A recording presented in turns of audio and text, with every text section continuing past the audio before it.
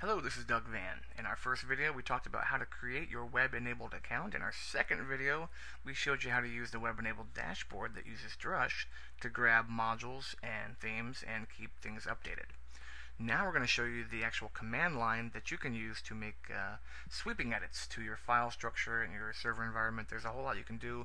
We're not going to get into a lot of it, but it's pretty powerful. The first thing I want to point out is that on your web-enabled dashboard, when you're on the Overview tab of any project, you have a very handy command right here.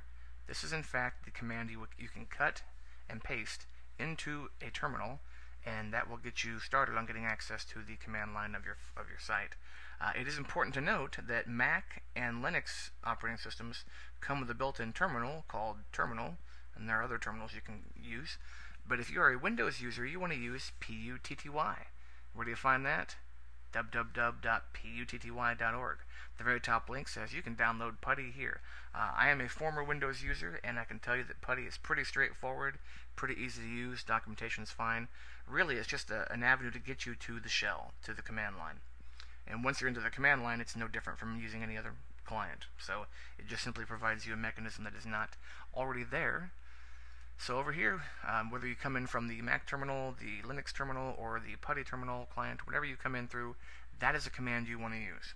On my Mac, I have a terminal open, and I will paste that in, and there it is, SSH -L, which is the username, and then the domain name. So that is how that works. Hitting enter, it asks for a password, which I happen to know. I'll enter it, and I'm in. Now, important to note, the very first time you log in to a new server with a client, you might get a pop-up saying, not a pop-up per se, but a little message on your terminal that says, you know, this site is unknown, we don't know the security behind it, do you really want to log into this? And obviously this is your development environment and your account, and you know what it is, so you can just say yes. And then it'll add that host to the trusted host list, and everything will be happy. So now here you are with a bunch of crazy symbols and stuff going on the page, and you have no idea what's going on. Let's make this make sense. This is the command line, and we are actually in a directory. What directory are we in? You can say print working directory, which is pwd, and it tells me that I'm in home, clients, websites, WHF. And WHF, of course, is my username, as we can see up here in the command line. So I've been logged into the websites directory, and there's a folder with my username on it. And for security reasons, I don't have access to anybody else's username, which makes sense. What I want to do is I want to get out of this directory. Let's take a look at the ls and list the contents of the directory. I can tell you right now that the public HTML is where we want to go. So cd is change directory. I'm going to hit p tab, and tab just auto-completes. There's only one word starting with P in all that list. I got a B, a D, and an L, and here's the only P word. So P tab just finished the whole thing for me and made it public HTML. I'm lazy in that way, so I like shortcuts. I love my shortcuts. And once we're in here, let's hit enter and hit an ls for our files. HF. I told you earlier that HF is the username for the account, so that's exactly where we want to go to see the files that we have in our Drupal install. CD for change directory, HF is my username. Your username will be different, so you'll be using yours. And I hit the enter key. So if I hit an ls here, you're going to see what you've seen many times before. Certainly a modules folder, a themes folder, a scripts folder, a sites folder, and index.php, update.php, cron.php. These are all the things that you've seen hopefully many times before in a standard Drupal install. These were instantiated automatically via Webenabled, and you didn't have to do them for yourself, so that's pretty cool. So here we are, sitting in the web root of our folder. The web root is where the index.php lives, and the whole entire Drupal install is living there. What can we do? Well, we can do a lot of things. If you want to look up wget, wget allows you to type in wget space and a URL. It'll grab a file and bring it on down. That's pretty cool. But right now we're going to look at the vim command to edit a file. The case may be that over in your settings.php there's a setting for free access to the update.php. If you have team members working with you and you need to allow them to update contrib modules or update core or what have you, then they're going to have to run update.php, because remember, running update.php is absolutely required for every contrib module update and every core update. So right now, out of the box, Drupal only allows user 1, the god user, the admin, to do that. So let's cd for change directory. Let's go to sites, de tab, and I'm using that tab again. I'm not typing all this out, and hit enter.